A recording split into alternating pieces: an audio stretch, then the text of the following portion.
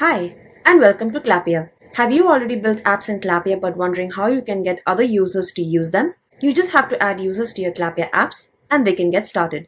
Let's see how to do that. Now in this app that I've created here, I will be giving access to someone. So I'll go to Design App, then click on Step 5 which is Distribute. I'll click on User Access, and on the right hand panel, I'll be able to give users access to this app. I'll click on Users.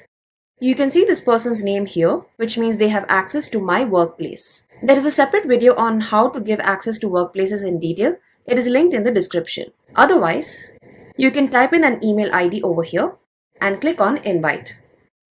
Then give them the type of control they will have with the app. Click on Permissions and select whether they just need to submit data or if they need to approve submissions, or you can give them custom access. For this particular user, I'll give them submitter access and I'll click on Assign.